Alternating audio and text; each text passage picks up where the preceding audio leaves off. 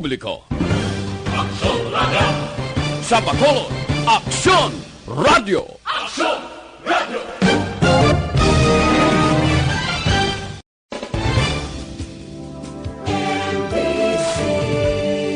Manila Broadcasting Company. Sa balita, komentaryo, isyu, serbisyo publiko. Aksyon Radio! Sa Bacolod, Aksyon Radio! Aksyon Radio!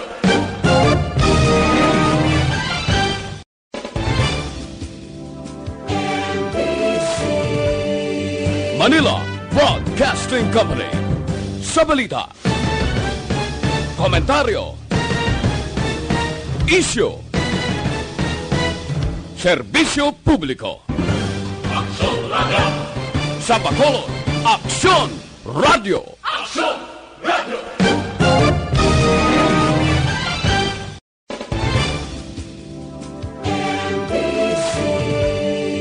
Manila Broadcasting Company. Sa balita, komentaryo, isyu, serbisyo publiko. Aksyon Radio! Sa Bacolod, Aksyon Radio! Aksyon Radio!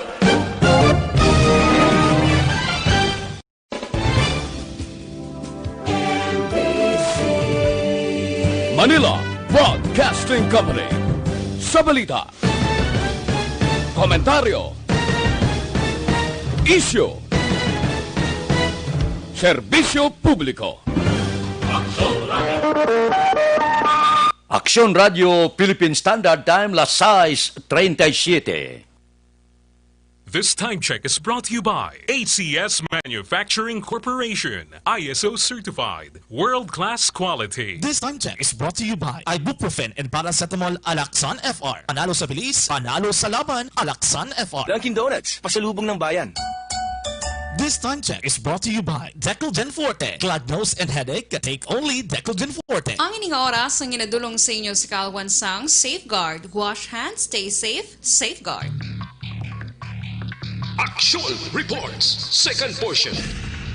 Di kalidad, kag madalong nga mga analisis sa pinakainit na balita sa bilog na probinsya kag nasyon. Aksyon Reports, second portion. Patas kag balanse nga komentaryo sa mga issues kag mga balita nga nagaapekto sa mga pumuluyo sa adlaw-adlaw nga tanan. Aksyon Reports, second portion. Upod sa veterano kag respetado nga komentarista, Aksyon Fred Salanga. Karon nga adlaw Biyernes, pitsa 10 na bulan sang Hulyo tuig 2020. Damo-damo nga dalagko nga mga isyu subong ang nagatuluhaw hindi lamang nasyonal kundi lokal. Porte nga mga isyu, no? Isa sa nga mainit-init nga isyu unahon ta nasyonal. Ini balang ginpalayag ni party list nga representante si Eric Go Yap. Chairman ini siya sang Appropriations Committee on House sa Representatives sa Kamara de Representante. Siling niya may emisaryo ko, no? Halin sa isa ka higanting network, ang ABS-CBN, nga nagtawag sa iya nga tagaan siya kwarta, kambyo sa butar niya sa prangkisa sang among television network. Nagpakilala ko nung emisaryo niya, halin ako, insugo ako sa management sang ABS-CBN, 200 milyones. Siling ni Yap niya, simple lang sabat ko, ya iwala kuya ginabaligya ang prinsipyo ko kag ang akon butar sining karon prangkisa sang ABS-CBN. Puerte, no? Believe ko kaya pa. 200 milyones. Wala kuya ginabaligya prinsipyo ko. Ari karon siling man sang ABS-CBN nya wala kami ya miisa ka tawo nga ginpadalada sa mga mamalida para mag-bribe. Agod lang nga tagaan kami prangkisa. Siling sang among television network, nagapati kami sa proseso, nagpartisipar kami sa proseso, gintabat namon ang tanan nga isyo sa 12 ka mga hearing nga ginpatigayon. Ti sabat naman ni Yap silinya ti amo gani niya nga wala man ko sigurado kung ini bala emisaryo gid sang ABS-CBN. Wala ko siguro kung bala ini tuod nga ginpadala gid sang ABS-CBN. Hindi ko ka-intindi sini. Wala man sa kasiguro, pero ginpalayag sa media. Wala man sa siguro nga halin gito kag emisaryo gid sang among television network. Ambot silingon daw hindi maintindihan ng isyu. Ang mga lobby money, alin so na, klaro naman na. Sa Kongreso may mga lobby money gimana.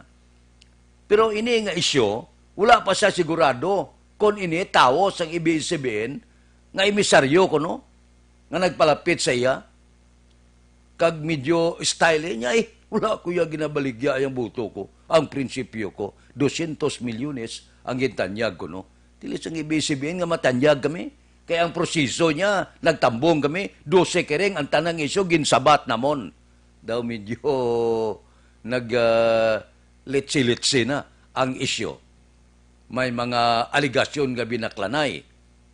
May pila aligasyon nga may ara, luyag nga magpatindog, kag magkuha sang among television network. Kabati ka mo, sang galagaw subong sa social media, nga may ibulo sila, maibutang sila nga isa man ka television network. Di kinalan nga dulaon mo gini, ang ABS-CBN kay mapatindog ka sa network kapitalista halin sa iban nga pungsod. Gakwa na, hindi na maintindihan ng isyo subong, ga rinagook ng isyo daw, wala dire isyo dito, isyo dire, bayranay dire, ay hindi maintindihan. Daw pobre man nino ang ABS-CBN. Daw siya ang pinaukpan. Hamak mo nga ang investigasyon niya sang kamara, di maintindihan. May pasaluhon nila si Lopez ang panatang makabayan. Ang tanan-tanan nga ebidensya, wala mas lay plastar, dito pas laga pamangkot man. Sa ABS-CBN, daw sarswilang guayan no? Ambot silingon daw klaro. Wala man lagi sabat ang iban nga mga network, ang iban nga nag-operate nga wala man sa prangkisa nga ACJ, hinipsan man nila, wala mas lang sang isabat. Ay, por Diyos po santo daw laban-laban sa ingabot. Anong kadimalason sining ABS-CBN? Ginagaw mo na ni Marcos ang chimpoya, subong ya, daw liwat naman nga pahipuson. Ano gid ang ara sa ABS-CBN? Porte nga mga isyo, ang nagatuluhaw subong. Exhibition sang mga membro sang kamara, di maintindihan. Kung mamati ka, porte ya, daw hindi maintindihan ang isyo, hindi sa prangkisa. Isyo sang kaugalingon nila, isyo sang pamulitika nila, ay hinimo nila nga sarswila ang isyo sa prangkisa. Duwag ilang bagay na, pirmahan nyo, tagaan nyo, kung hindi, tapos, amula na kahapos.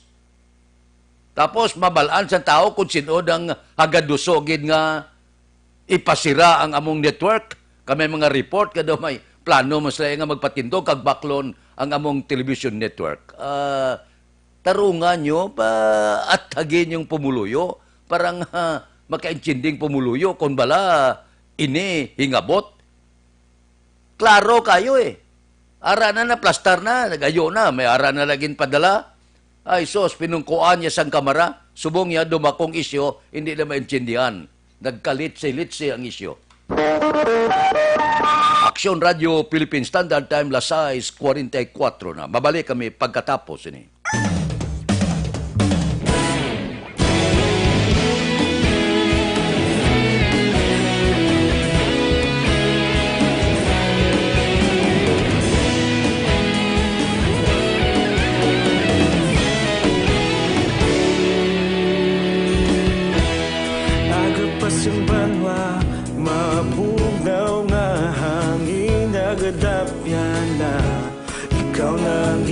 Pamati ang namon ginasandigan.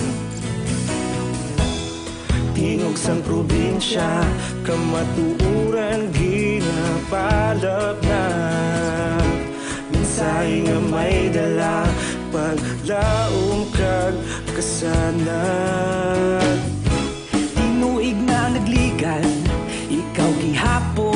akon nga istasyon sa pagbudlak sang adlaw sa pagduhaw sang biton. Mga balita nga may dala inspirasyon, aksyon radyo, bakolod man sa gihapon. Padayon aksyon radyo, bakolod saludo sa imo. Padayon aksyon radyo, salamat kisa pagserbisyo. Patas kag balanse, matuod nga mensahe, wala sang ginadampingan. Padayon aksyon radyo.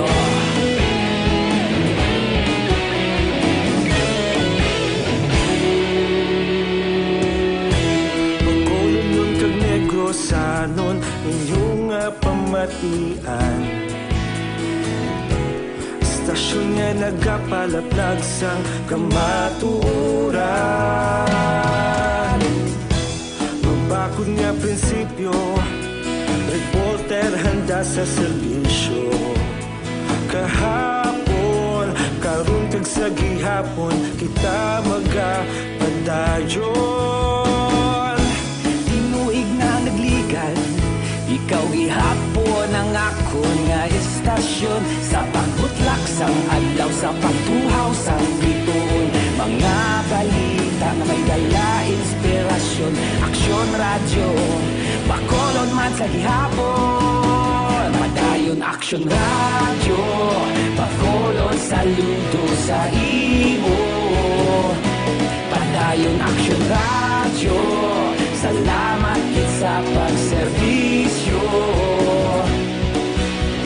Patas kag balanse, matuod nga mensahe, wala sang ginadampigan. Padayon aksyon radyo. Una sa balita, una sa aksyon, sa Bacolod Aksyon Radio. Una sa balita, una sa aksyon, sa Bacolod Aksyon Radio. Kita ulog na na'y sabisan anong nakahintangan. Responsable na pagbalita, pagdayon na ipalaknan. Malasig pero sigurado, aksyon na may dalang pagpalanggan.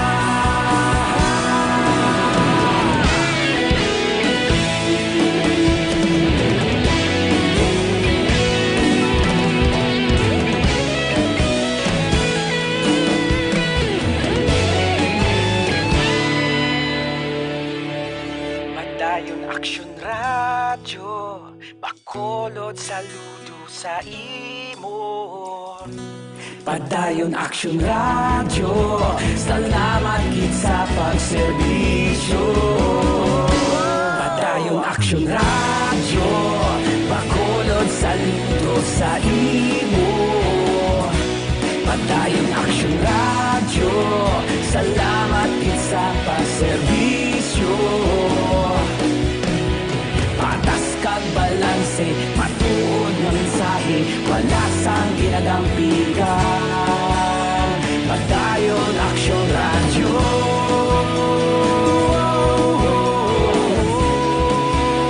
Padayon aksyon radyo.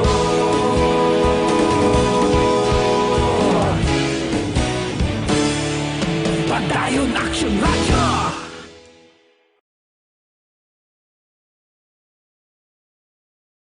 Sa dinami-dami ng usapin ngayon tungkol sa COVID-19, nangingibabaw ang tanong tungkol sa expanded testing. Ano nga ba ang expanded testing? Bago natin sagutin ito, mahalaga munang malaman natin kung ano ang confirmatory test para sa sakit na COVID-19. Ang reverse transcription polymerase chain reaction o RT-PCR ay isang laboratory test na tumutukoy sa mismong virus sa loob ng tao. Ang RT-PCR ang siya lamang test na ginagamit upang makonfirm ang sakit na ito. Kaya nitong alamin kung may virus na sa katawan ng isang tao bago pa man lumabas ang sintomas. Kaya naman sa ating expanded Radio Philippine Standard Time, las 6:50 na. Ano ang mga balita isyo? May pila ka mga isyo nga ginpahanugutan katulad sining madugay na mga ginaplo pamangkot ginayo kakon pwede mag-angkasanay sa motor. Di daw ginpahanugutan na. Pero, ang pag-angkasanay kinahanglan, tugtan lang kon mag-asawa, live-in partner, nubihanay. Ini may jutay pa nga isyo ng nubihanay gani. Nya nubihanay, basta isa kabalay, ay kalain. Nubihanay pala, isa na kabalay. Dali ka malaban sa ginikanan na. Nubiyaya pa lang, dalunis balaya.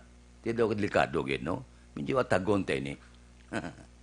Live-in partner pwede. Nubihanay, hindi anay.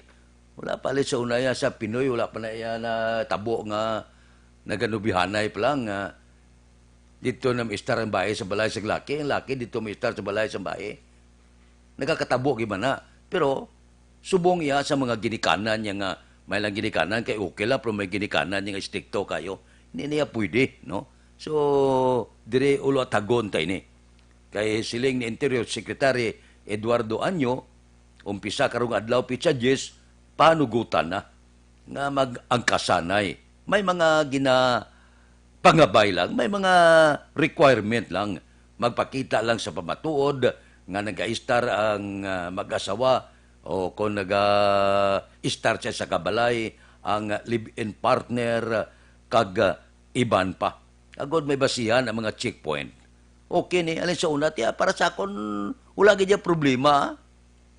Kung mag-asawa, gagasanay, live-in partner, gang kasanay, amay sa bata, iloy sa bata, wala ka problema para sa akon.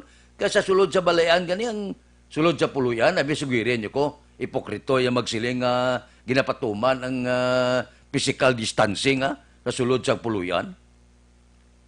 Ang mag-asawa, may physical distancing na, gibutangan na baral, dawla man. Amo na blang kadugay nas ni, nga ang kasanay dapat gipatuman na ini, kiti sa sulod sa puluyan, tutuod na ya. Ipokritong iba ni magsiling sa iligdaan lang, gibutangan nila da sang balabagan las tunga da, butangan mo da sang kun ano da tunga, para may physical distancing daw kabudlay mas na daw di nang patihan. Amo ganinang survey sa atong gobyerno nga bangot sining COVID-19, posible magadamo ang bata. Posible madamo magabusong. Kay mati wala obra sulod balay mo, di ka magkagwa. Mano dislakaron, mapiko. Amo na bla, ini nga mga bagay ko tani gitunaan na madugay na ni, gagin pasugtan na ni. Kay tuod na mo. Kasulod sa puluyan niya, hindi ko yung magpati nga may mga physical distancing nga nagkakatabo. Abi, sino, sa isa kagatos guro kabalay guro, may kung ara, gimana isa guro. Ang dubitan po, sinto na wala ginaya, sang physical distancing. Amo na bla, dapat sang una pa, gin pahanugutan na ini. Kay Pikrito sa atong magsiling nga may special distancing sa sulod sa balay. Doon di naman na empatihan. Action Radio Philippine Standard Time Lasay 53. Mabalik kami pagkatapos ini. Ang panalak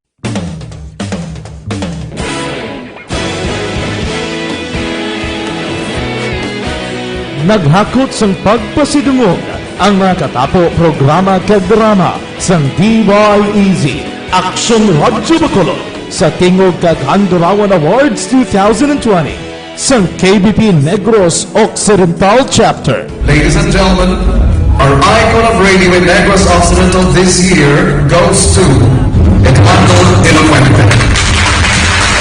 Badayon Action Radio, Bacolod Salmudo. Ginpasidunggan bilang icon of radio si Eduardo de la Fuente, Anchorman of the Year, Art Tayupoy, Reporter of the Year, Brian Morden, News Presenter of the Year, Boy Duran. Special Awards for Administrative, Nani Kirao. Best Radio Drama, Ang Timbangan sang Katarungan. Best News Program for AM, Aksyon Balita Banat Dulid ni Aksyon Rex Canton. Kag Best Entertainment Program for AM, This Is My Life ni Tita Wilma Sugaton. Madamo gid ni salamat mga ka-aksyon sa inyo palaging pagpamati. Una sa balita, una sa aksyon. Una sa balita, una sa aksyon. Una sa balita, una sa aksyon. Una sa balita, una sa aksyon. Una sa balita, una sa aksyon. Una sa balita, una sa aksyon. Una sa balita, una sa aksyon. Una sa balita, una sa aksyon. Una sa balita, una sa aksyon. Una sa balita, una sa aksyon. Sa Bacolod. Aksyon Radio.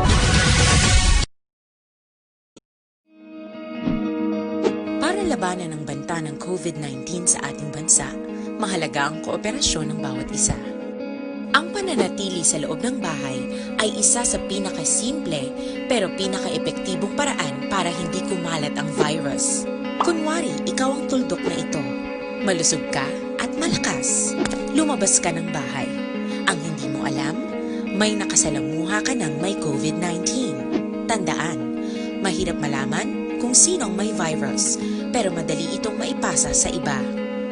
Pwedeng naipasa na pala niya ang virus sa iyo nung umubo siya, o bumahin. O baka naman ay nahawa na dahil humawa kayo sa parehong bagay na kontaminado.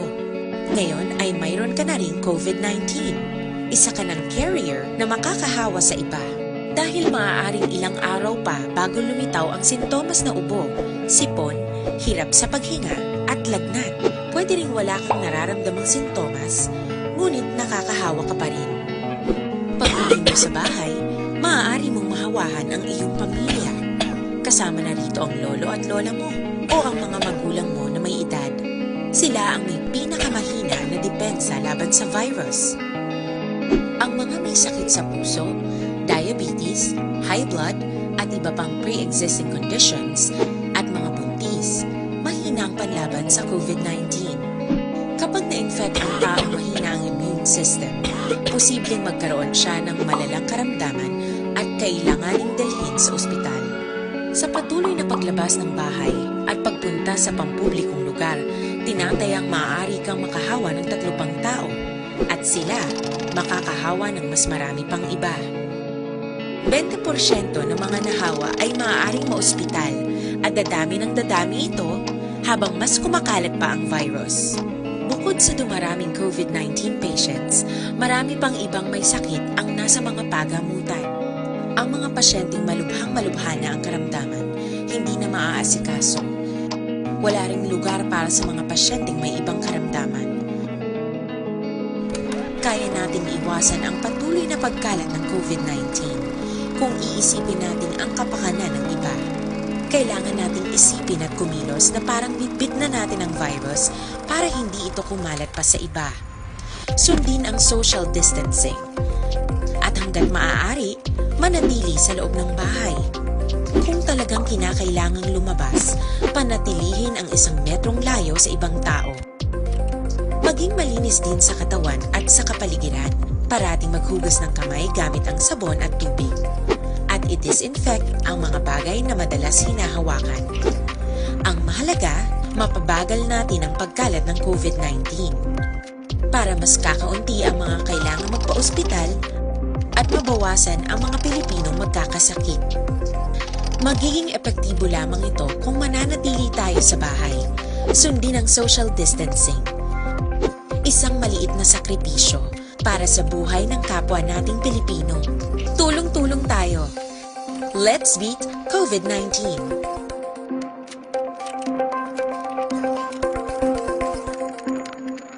Lasay 58 na Federal Lending Corporation kag Metropole Lending Corporation nagabaton na loan application kag loan renewal. Nagapanawagan man nga kon mag-loan kamo, madasig magproseso, masyado kanubo sang saka para sa chattel, ATM loan ninyo, business loan, salary kag bonus loan, real estate, mortgage, car or truck financing, GSIS, SSS pension loan, agricultural loan, pareho sang crop loans, allotment loan kag housing loan para sa construction kag renovation.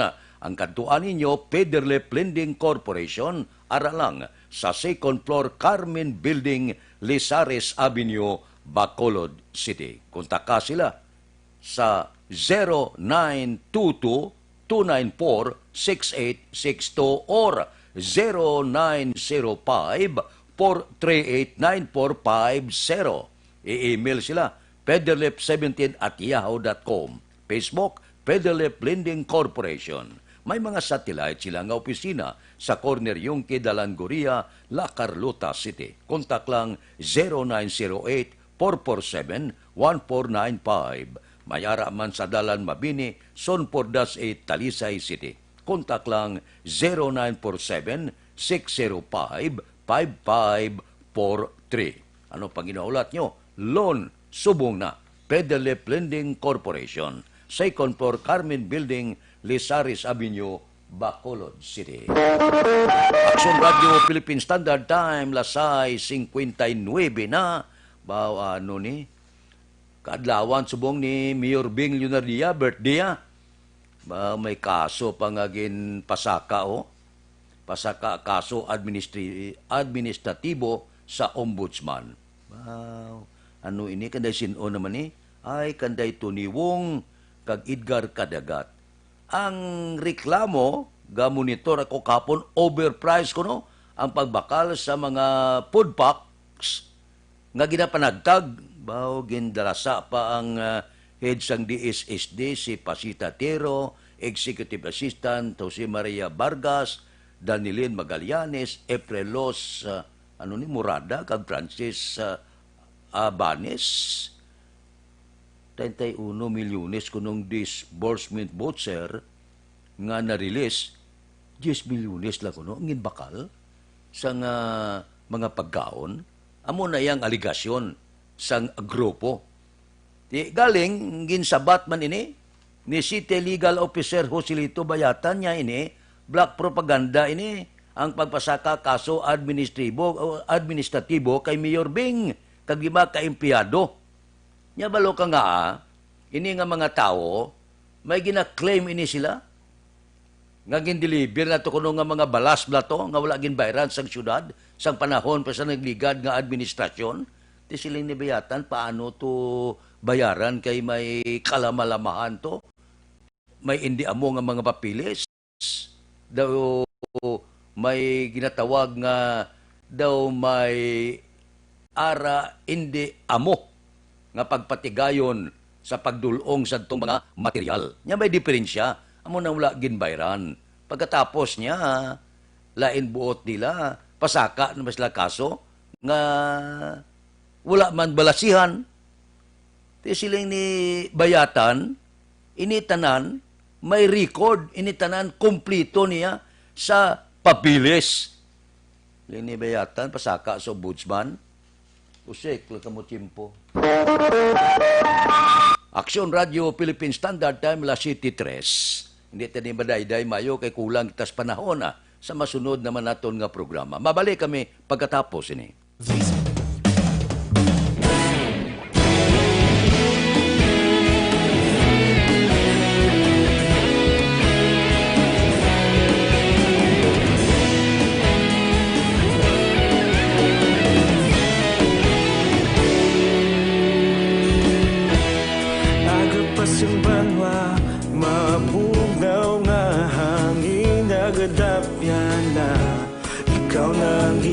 Pamati ang namon ginasandigan.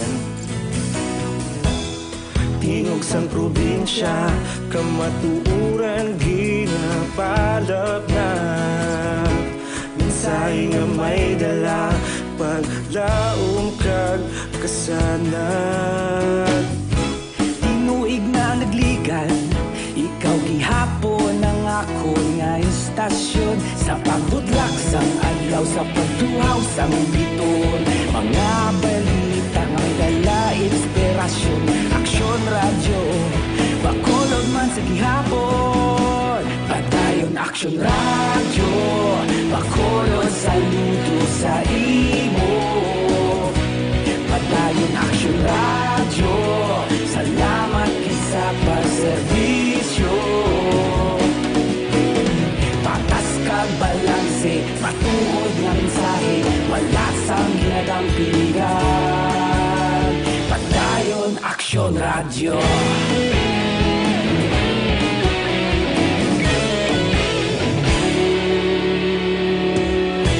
Bacolod nun kag Negros sanon, inyong matian. Istasyon niya nagapalaplag sang kamatuuran. Mabakod nga prinsipyo, reporter handa sa serbisyo. Kahapon, karun kag sa gihapon, kita magapadayon. Tinuig na nagligal, ikaw gihapon ang ako nga istasyon. Sa pagbutlak sang adlaw, sa pagtuhaw sang bituon, mga balita na may dala inspirasyon. Aksyon radyo, Bacolod man sa gihapon. Padayon Aksyon radyo, Bacolod saludo sa imo. Padayon Aksyon radyo, salamat kit sa pagserbisyo. Patas kag balanse, matuod na mensahe, wala sang ginadampigan. Padayon Aksyon radyo. Una sa balita, una sa aksyon, sa Bacolod Aksyon Radio. Una sa balita, una sa aksyon, sa Bacolod Aksyon Radio. Ikaulog na na'y sabisan anong nakalintangan. Responsable na pagbalita, pagdayon na ipalaknan. Malasig pero sigurado, aksyon na may dalang pagpalanggan.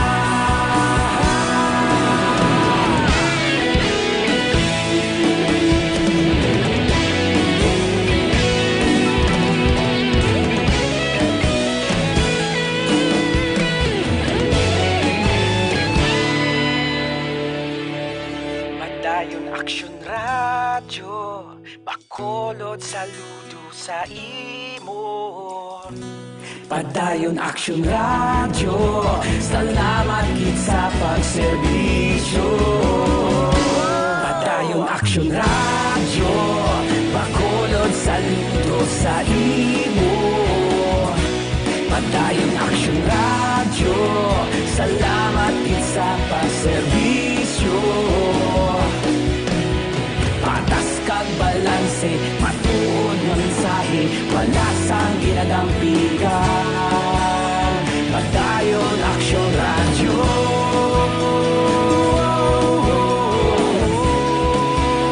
Padayon Aksyon radyo.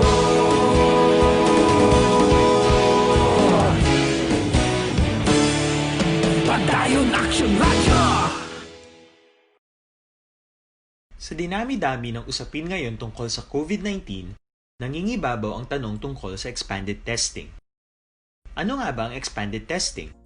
Bago natin sagutin ito, mahalaga munang malaman natin kung ano ang confirmatory test para sa sakit na COVID-19.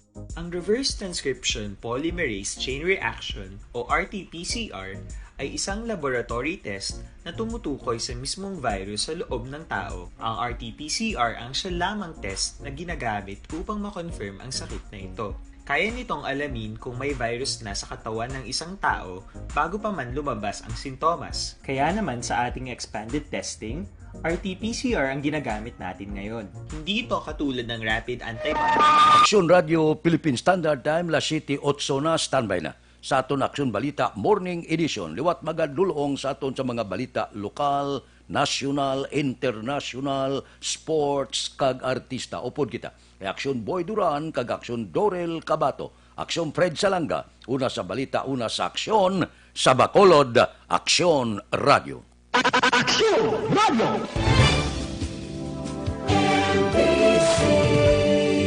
Manila Broadcasting Company. Sa balita,